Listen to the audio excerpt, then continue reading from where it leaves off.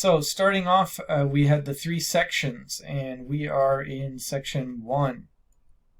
So part 1 is the hearth and the salamander. So we want to think about titles. Titles are important. So first of all, what's a hearth and what's a salamander? Well, normally when we think about a hearth,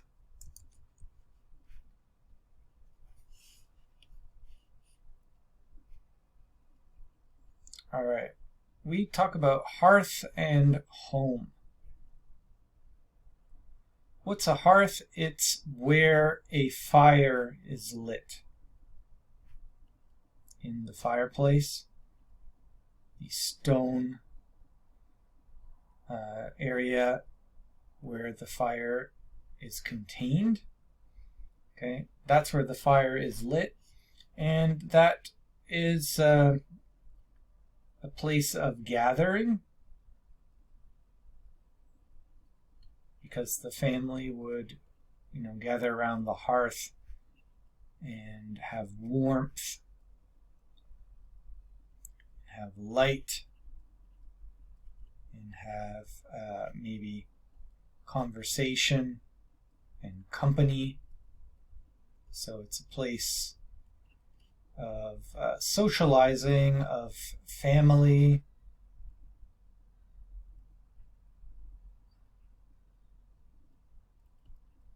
Okay, so in this respect, a hearth, wow, that line. I really suck at this pen thing, guys. I'm sorry. I'm trying my best. So hearth is directly connected with a center of a home. Okay, so it's central to family and home life.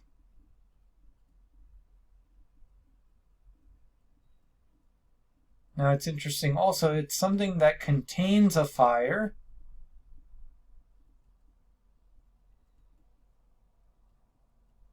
but does not get destroyed.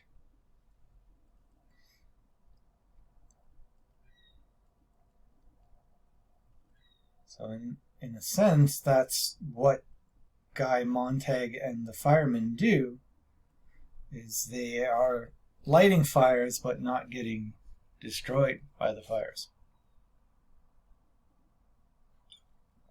Coffee time. All right. Next, what is a salamander, and how does this connect to the title and to some of the major symbols of the play, or of this novel? Sorry. So we're thinking about symbols. So really, a hearth is a symbol of all this stuff. Now, a salamander, what's that? Let's take a look at one of them here. So you can see, okay, just took me to this page. And you can see that this is a little salamander here. So a salamander is a kind of serpent or snake that can actually live in fire and not get burned. Okay, so it's a serpent creature or snake. Okay, it lives in fire and does not burn, is not harmed by fire. So again, another symbol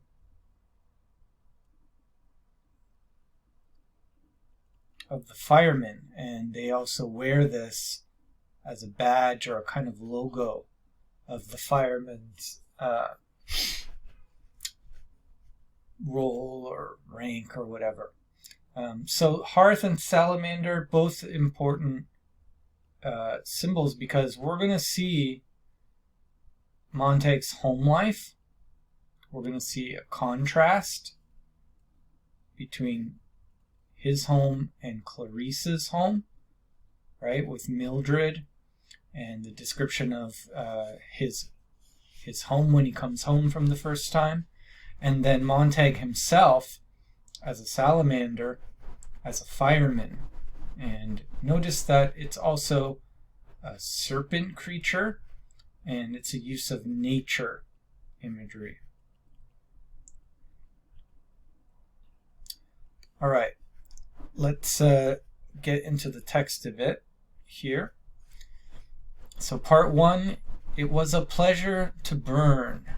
It was a special pleasure to see things eaten, to see things blackened and changed. With the brass nozzle in his fists, with this great python spitting its venomous kerosene upon the world, the blood pounded in his head, and his hands were the hands of some amazing conductor, playing all the symphonies of blazing and burning to bring down the tatters and charcoal ruins of history. With his symbolic helmet, numbered 451, on his stolid head, and his eyes all orange flame with the thought of what came next, he flicked the igniter, and the house jumped up in a gorging fire that burned the evening sky red and yellow and black. He strode in a swarm of fireflies. He wanted above all, like the old joke, to shove a marshmallow on a stick in the furnace, while the flapping pigeon-wing books died on the porch and lawn of the house. All right, I want to break down a few things in this opening section that we want to get a hold of. When it says it was a pleasure to burn here can have a double meaning.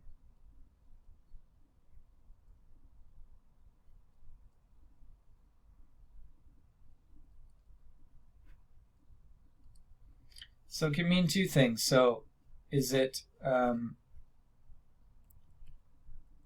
to burn something, or, so that's one possibility, or to be burned.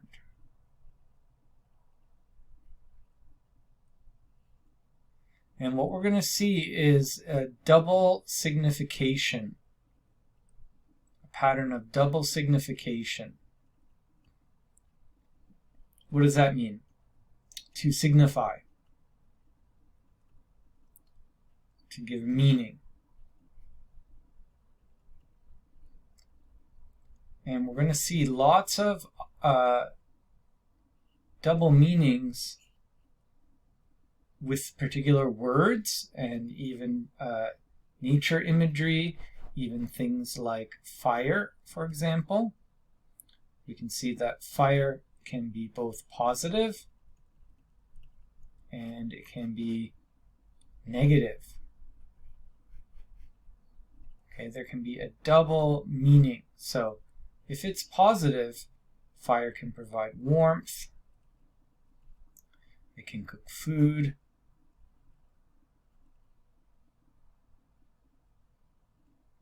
it can be a tool, it provides light,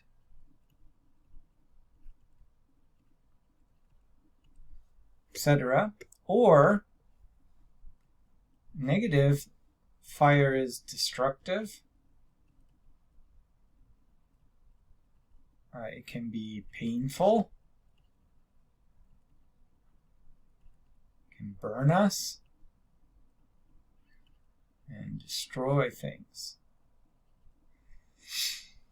Fire as a force of nature, using it naturally versus through technology. Okay, we talked about, for example, in the background, we have the whole threat of nuclear war. We have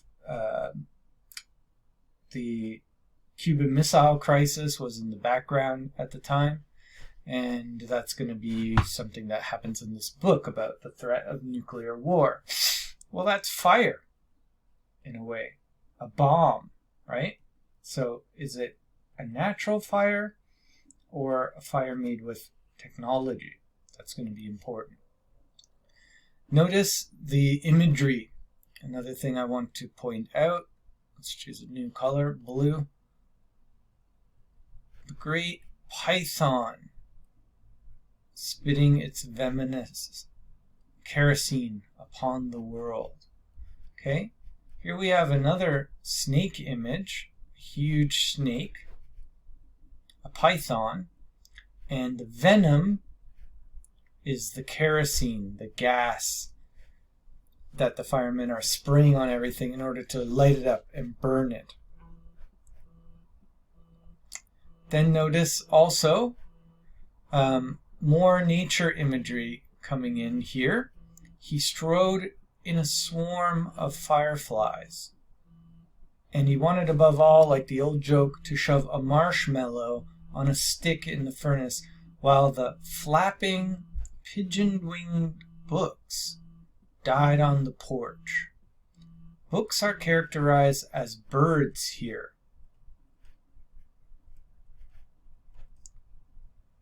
Okay, so we want to look at all this nature imagery, which is going to be throughout. And usually what we'll find with this nature imagery is technology, things that are technology are given negative nature imagery, and books, on the other hand, are giving positive nature imagery. So in this case, birds, flapping wings. Okay, it symbolizes freedom. It symbolizes movement. Birds can move around and fly freely. Birds are also beautiful. We don't generally think of snakes as beautiful. Snakes are dangerous. Especially, why? Well, it's venomous. Right? There's poison here. So snakes, especially a great python, is a huge killer snake.